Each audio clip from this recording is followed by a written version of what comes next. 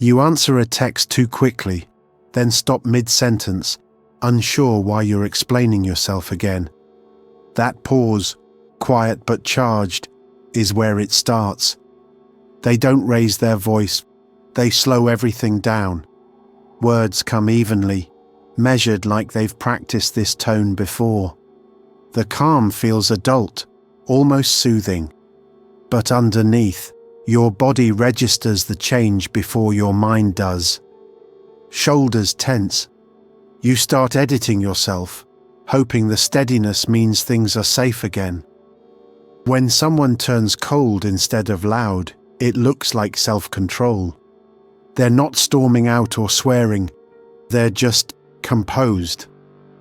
That composure sends a message: you're the only one who's off balance. A manipulator learns that stillness can work better than pressure. They let the quiet stretch until you fill it with explanations. They know the absence of heat makes you chase warmth, and that your need to restore peace will make you easier to steer. It's not real calm, it's containment. The temperature drop isn't about peace, it's about power. Their quiet tells you, if you want connection, you have to earn it. And so you do. You soften your tone, slow your breathing, try to match theirs. For a while it even feels like balance, until you realize they never move toward you at all. You've felt how the calm can turn sharp beneath the surface. Now comes the part that feels even trickier, the warmth that isn't real warmth. A kind person listens because they want to understand. A manipulator listens because they're mapping what matters to you. The gestures look identical, a laugh at the right time, a gentle tone, a question that seems caring. You lean in, relieved that someone finally seems to get you. That's the illusion. Charm borrows all the outer signs of kindness. It's warmth with a purpose. They'll mirror your humor, your phrasing, even your pace of speech, until it feels like closeness. When you open up, they take notes. What soothes you? What hurts? What wins your trust fastest? Later, those same details reappear, but not for comfort.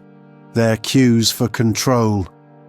One moment they're thoughtful, remembering your favorite song or sending a message right when you need it.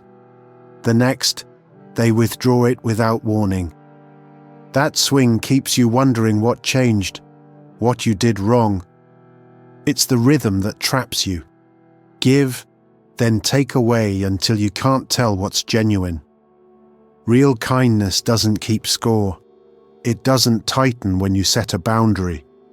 But manipulative warmth often comes with conditions you only see once you try to assert yourself. That's when the charm cools and the patience disappears. It's confusing because your instincts are wired to notice consistency, not motive.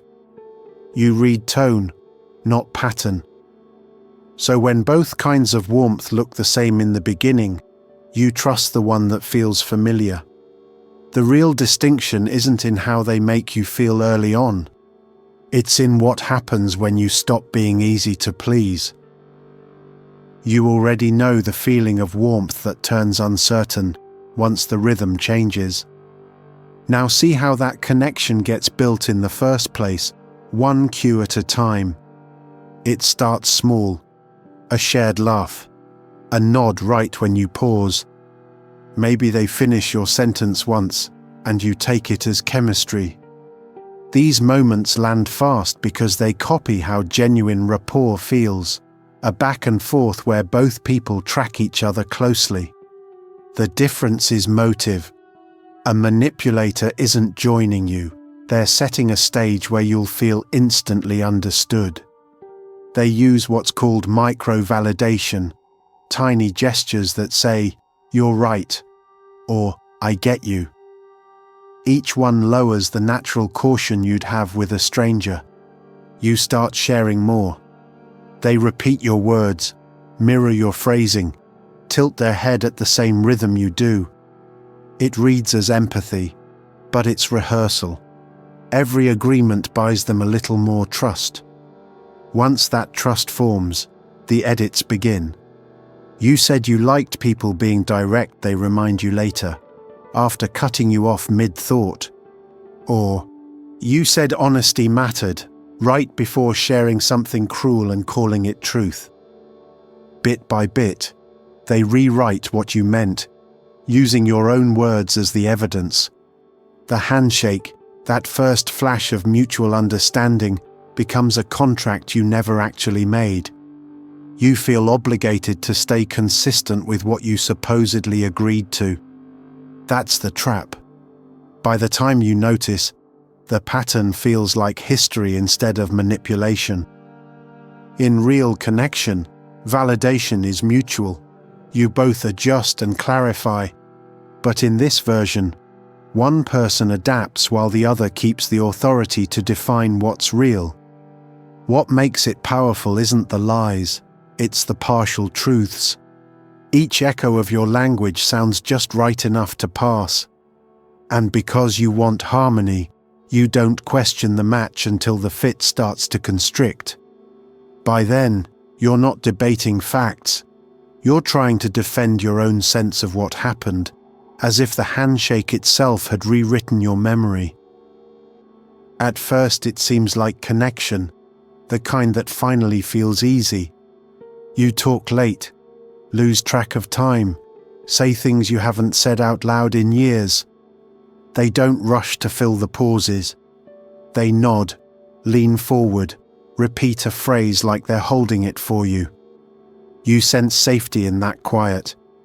When you laugh, they laugh softly too, just enough to let you know they're with you. Every cue says, stay. You've found someone who listens. Later, those same details come back to you, but they sound different. The story you told about feeling overlooked becomes proof you're too sensitive. The childhood memory that once drew tenderness now gets folded into an argument about why you overreact. You replay their tone in your head, wondering how it shifted without breaking. That's how the hook works. It isn't built from control at first, but from understanding. You hand over pieces of your life because the exchange feels mutual. When they recall each one, it confirms that you mattered. But slowly, the remembering turns selective. They quote you when it helps them win. They forget the parts that show your side. It feels disorienting because the closeness was real to you. The warmth, the care, the inside jokes, all true in the moment. What changes isn't the memory, but its use. They've learned your soft spots and stored them like coordinates. When tension rises, they navigate straight to them. Real intimacy steadies when conflict enters. Manipulated intimacy sharpens. It keeps the tone calm while the meaning twists underneath. You're left standing in the same conversation, but one of you is trying to connect, and the other is trying to keep control. That's the quiet hook, the tenderness that turns into leverage, and it leaves you doubting whether you were ever truly known at all. Notice how the warmth that once steadied you can start to feel like a rule you didn't agree to. That's where the soft weapon begins. It doesn't look like control. It sounds like, I just want us to understand each other, or, you know I'd never hurt you. The words are smooth, low impact, dressed in reason. But each one carries a small weight, an invitation to doubt your own discomfort. You start checking whether you're being unfair, too quick to assume, too emotional. Charm softens your defenses. Guilt seals the opening. Together they form a cycle that doesn't need aggression to hold power. When you tense, they lean in, gentle but insistent, reminding you how patient they've been. You hear the subtext, they're calm, so you must be the one escalating. You try to match their tone, thinking that will help. It doesn't. It only confirms that their version of calm defines the terms. The confusion is deliberate, though rarely spoken. You're meant to lose track of what started the tension. Every time you reach for clarity, the focus shifts. I didn't say that. You're twisting it. I'm just trying to talk. These small reversals keep you spinning between self-doubt and apology. It's a loop built on your good faith. Sometimes they'll add softness to keep you close. A gentle text after an argument, a reminder of your best moments together. The affection feels like repair, but it's really reinforcement, proof that the bond still matters as long as you yield. You're rewarded for staying, not for being understood. When you stop resisting, the air lightens. They'll say, "See, we're okay again," and mean it. That's the unsettling part. The peace feels real because it's built on your compliance, not their honesty. It's how they erase the record without ever raising their voice. Manipulation rarely needs volume, it needs credibility. And nothing makes control harder to spot than kindness that looks earned. When it clicks, you stop chasing it. The grip of covert control isn't in the threat, it's in the relief. You stay because the tension eases when you surrender. You tell yourself they didn't mean harm, that they just communicate differently. But beneath that reasoning sits the quiet truth. Their calm works because you keep making it your responsibility. That's the soft weapon. Charm, guilt, and confusion arranged to look like care. It doesn't force you to obey. It convinces you to agree. Here's what happens when that softness turns inward. You start monitoring yourself the way they used to monitor you. Every word gets weighed before you speak it. You replay conversations in your head, trimming out anything that might sound defensive. When something feels wrong, you wait before reacting, just in case you're overthinking again. The hesitation becomes habit. You call it being careful, but it's really a kind of freezing. Your emotions flatten, not because you don't feel them, but because expression now feels unsafe. Excitement, irritation, even relief, all seem like potential openings they could use. So you learn to stay neutral. The stillness that once disarmed you becomes your own shield. You're quieter, more cautious, half present in each moment. This is the psychological cost. You start mistaking numbness for peace. The absence of conflict feels like safety, but it's only silence. Over time, that silence seeps inward. You second-guess compliments, deflect empathy, apologize when no one's angry. The goal shifts from being understood to not being mistaken. When others notice the distance and ask what's wrong, you struggle to explain. You say you're just tired, that you need time to think. What you're really doing is scanning for the next cue, wondering who's safe to trust and how much of yourself to reveal. It's not weakness, it's conditioning. The freeze response is the body's way of keeping you intact when fighting or fleeing would risk more loss. It protects you in the moment, but confines you later. The hardest part is that this restraint looks like composure from the outside. People might even praise how calm you seem. Inside, you're still measuring each move, trying not to trigger a pattern that already ended. That's how manipulation lingers, through habits that once kept you safe, even after the danger is gone. You've seen how freezing keeps you safe but small. Now comes the slow part, the thaw. It doesn't start with confrontation. It starts with naming what happened, quietly, to yourself. You notice the patterns, the calm that wasn't calm, the care that turned conditional. Each label you give returns a bit of steadiness. It's not revenge, it's orientation. You're learning what was real and what was training. When someone new offers kindness, you test it differently.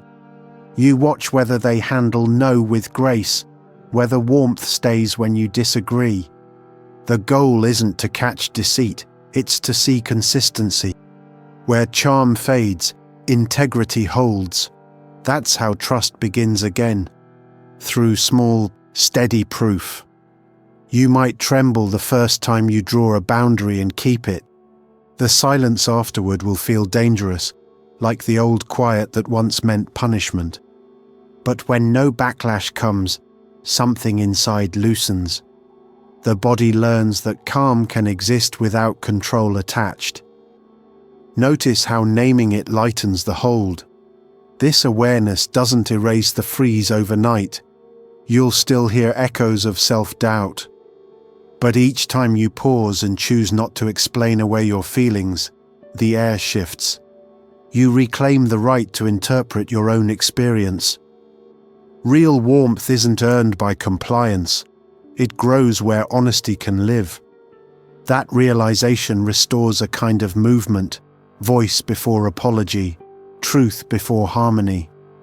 You learn that calm can come from clarity, not fear.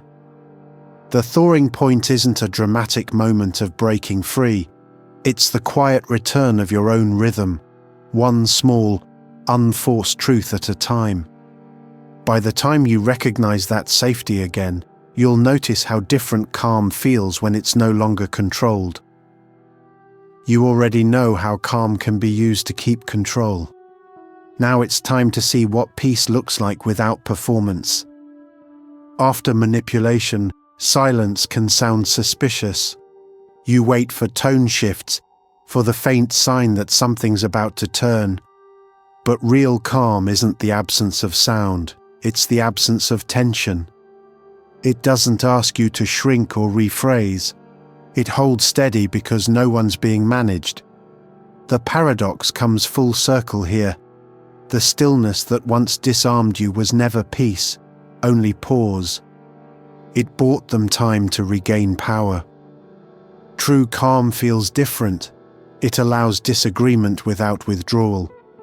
It doesn't turn warmth into leverage. It doesn't make you prove your reasonableness before being heard. When you meet that kind of calm again, it won't feel dramatic. It will feel even, grounded, sometimes plain. You'll recognize it by how your body responds. You'll breathe deeper, speak slower, not to avoid conflict, but because you're no longer defending your right to exist inside the room. Real safety doesn't make you smaller, it lets you expand. You find yourself laughing mid-sentence, forgetting to measure each word. The air between you stays open, even when you disagree. That's the difference between control and safety. One keeps you still so they can lead. The other lets you move because truth finally stands on its own. And once you find that peace within yourself, the world begins to shift too. You've traced how calm can hide control and how truth brings it back to life. Now the circle stays open, on purpose. Politeness keeps many of us quiet longer than harm ever could. We call it maturity, balance, grace. But when courtesy replaces honesty, connection stops breathing. You leave conversations feeling unsettled, unsure what was agreed upon. The tension doesn't fade, it just moves inside you. The way out isn't more gentleness, it's precision. Saying, "That doesn't work for me," without apology. Asking, "Can we start over?" before resentment hardens. These aren't confrontations, they're acts of trust. Each one teaches your nervous system that peace built on truth can hold. Real calm invites difference and stays steady through it. It doesn't need everyone comfortable, it needs everyone real. If you've been mistaking politeness for peace, that's okay. Most of us were taught to. You can start shifting it today by letting one small, honest sentence stand without smoothing it over. Because real calm never asks you to disappear to keep the peace. That's where awareness turns into action, because once you can see the pattern, the next question is, how do you stop it before it starts? That's what we'll explore next, in How to Protect Yourself from Toxic People.